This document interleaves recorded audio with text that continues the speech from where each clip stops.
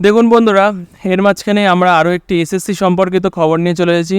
আমাদের ভিডিওটি আপনারা সম্পূর্ণ দেখুন এবং দেখার মাধ্যমে আপনারা সমস্ত কিছুই বিস্তারিত জানতে পারবেন। দেখুন বন্ধুরা কি বলছে, এসএসসি মামলায় চিরুনি তল্লাশি, অযোগ্য প্রার্থীদের ডাক পড়ল সিবিআই দপ্তরে। কি প্রশ্ন করেছে?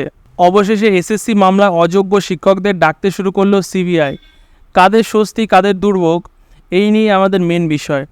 গত 2-3 সপ্তাহ ধরে এসএসসি মামলা তথা WBSSC স্ক্যাম নিয়ে উত্তেজনা ছড়িয়ে রয়েছে রাজ্য তথা সারা দেশে।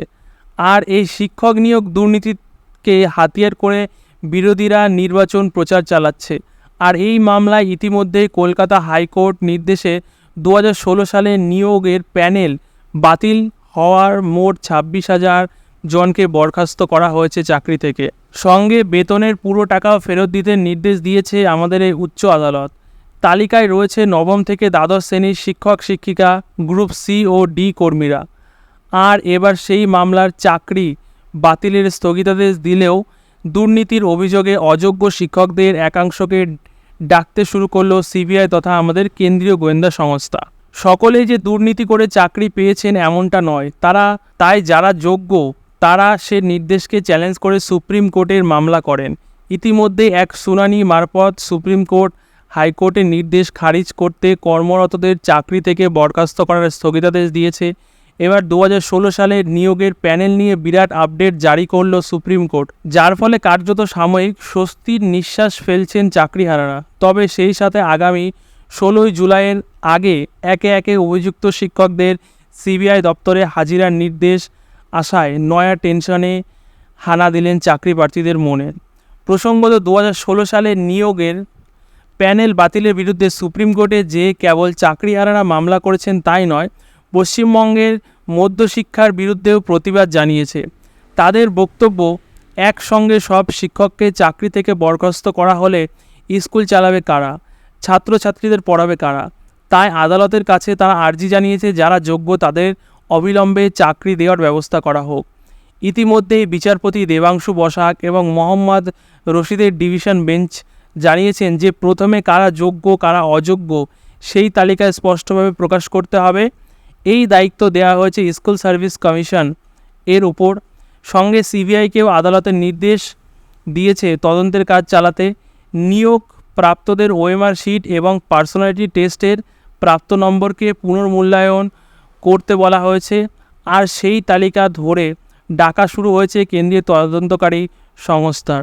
ইতিমধ্যে এক রিপোর্ট মারফত স্কুল সার্ভিস কমিশনের যোগ্য অযোগ্যের সংখ্যা নির্দিষ্ট করেছে কোর্টের কাছে। বলা হয়েছে 2016 তালিকায় মোট 8,861 জন এমন চাকরি প্রার্থীর নাম পাওয়া গেছে যারা দুর্নীতির সঙ্গে জড়িত।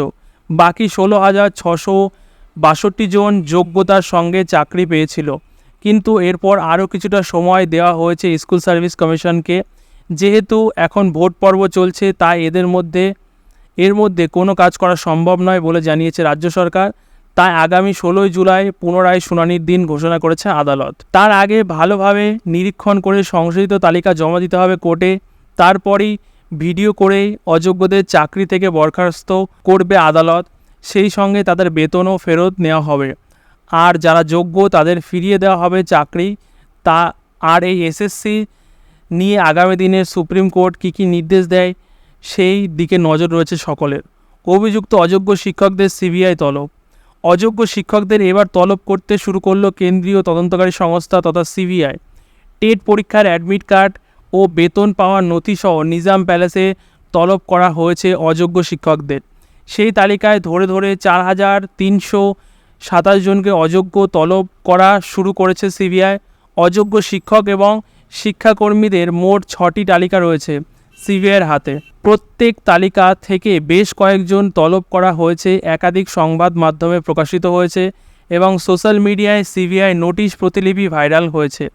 যদিও EK24 নিউজ এই প্রতিলিপি সত্যতা যাচাই করেননি। সিবিআইয়ের হাতে তালিকা কিভাবে এলো?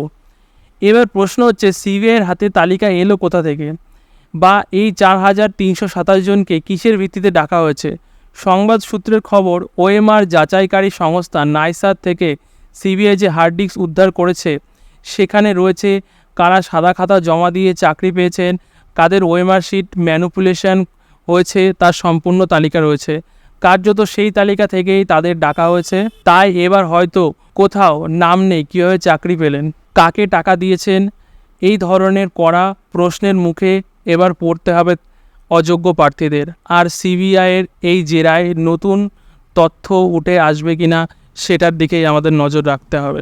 তবে যোগ্য হোক আর অযোগ্য হোক, এই 26,000 শিক্ষক বা শিক্ষাকর্মীদের মুছে লেখা দিতে হবে যে দুর্নীতির অভিযোগ প্রমাণিত হলে বেতন ফেরত এবং চাকরি থেকে বরখাস্ত হতে হবে। এবার হাতে মাত্র আর 2 মাস, তারপরে এই সকল শিক্ষাকর্মীদের ভাগ্য নির্ধারণ হতে চলেছে।